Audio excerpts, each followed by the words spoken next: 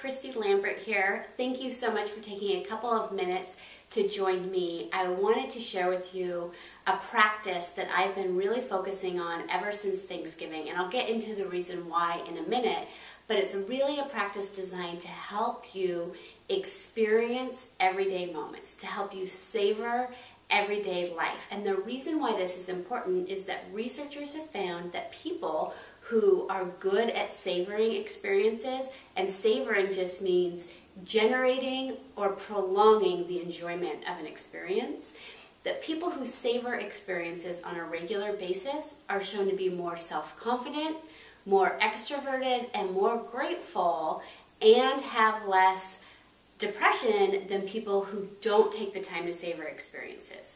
And the reason I got to thinking so much about this and the importance of this practice is that I was spending time with my grandfather on Thanksgiving. And my grandpa is one of my favorite people in the entire world. He really installed in me a sense of adventure growing up. I always looked forward to what the day had in store when I spent the day with him. I can recall little things like we're going out running errands and he'd see a hot air balloon. And instead of worrying about the errands we were running, he would start following the hot air balloon just to see where it would take us and what we might experience. And in fact, in one instance, we followed the hot air balloon until it landed and we got to go up and ride the hot air balloon. So here's a person who had just a sense of adventure for life, and he found really small ways to enjoy life every single day. He worked really hard, didn't have a lot of money, and so he used his creativity to maintain that sense of adventure. So it really struck me when I was talking to him on Thanksgiving. He's struggling more and more now with his memory, and we were talking about past experiences, going back to kind of some of my childhood memories, and he was kind of struggling, and he looked at me and he said, "You know what, Christine?" He said, "I wish I would have paid more attention to my life." And it just struck me to my core. I mean, here's a man who really knows how to live life that I admire for that. And when he's looking back on it, what he wishes is that he would have paid more attention to it. He wishes he would have savored it more, noticed it more, not just done it, but paid attention to it. And I wanted to just share some exercises and some tools to help you start paying more attention to your life, because I think it's so important. We get so busy, we're doing life, that it can get easy to get in the habit of not paying attention. That before you know it, a week, a month, a year has gone by, and you're trying to remember what happened yesterday, what happened last week, what happened last year, and it's hard to recall. And it can be hard to recall sometimes because you haven't slowed down and paid enough attention. So here's a practice that can help you start doing that right now. I want you to just pick a task that you do every single day.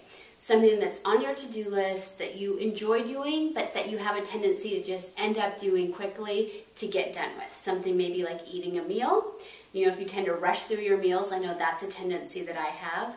It might be something like walking the dog, like, okay, let's go, let's get out the door, let's move. Or it might be something like taking a shower. Pick an activity and make a commitment for the next week to savor that experience. And I'm going to give you some tools on how to do that. But just first, choose an activity and make the commitment. Once you've identified the activity, what I want you to do the next time you're getting ready to engage in that activity, before you even start. So if you picked eating a meal as what you're going to savor, I want you to, as soon as you sit down to eat that meal, take a couple of deep breaths. Before you do anything else, just take a couple deep breaths. Give your mind a chance to relax and focus on what you're doing. What happens is when we're so busy going, doing, and we switch tasks, we carry the energy of what we were doing before into the other tasks. So if you were really busy getting the meal prepared, getting it on the table, getting everything going, and you sit down and you start eating, you're still going to carry that energy of rushing around preparing everything as you're eating. So give yourself some space to decompress. Just take a couple deep breaths. It doesn't have to take long. And doing that will make this next part of the exercise much easier. The next thing I want you to do is engage all 5 of your senses. Really take some time and notice as you take that first bite of your meal, or as you turn on the shower in the morning or walk out the door with your dog, notice What do you hear? What are the sounds that you notice? What do you smell? Take the time to really smell what's going on in your environment. What do you taste, right? This is really important when you're eating. Are you actually taking the time to taste your food? What does it taste like? Can you notice the nuances of the flavors? What do you feel?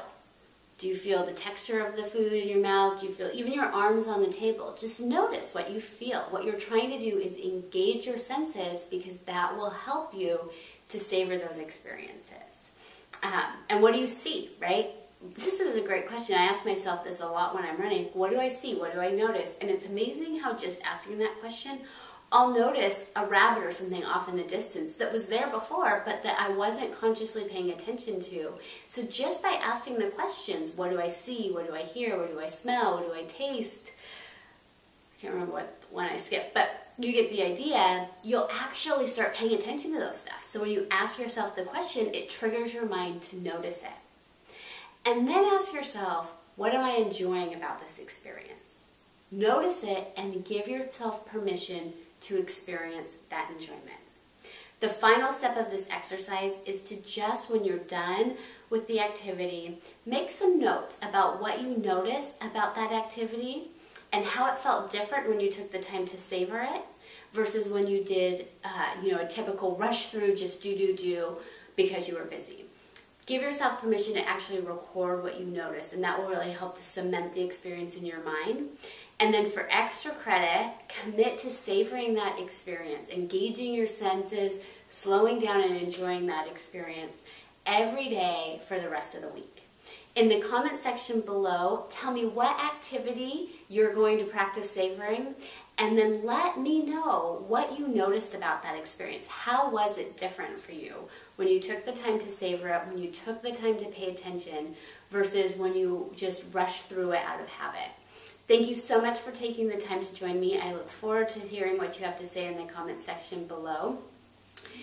Also wanted to give you a heads up that November 28th is the last day for early registration with some special early bird pricing for the Rich and Fit Mastermind. It's a great opportunity to give yourself time and space over the next 6 months to sit down, give yourself time to get to know yourself, what makes you happy, who you are, and really take time to commit to making 2013 the year you get what you want. It's going to be a great interactive experience.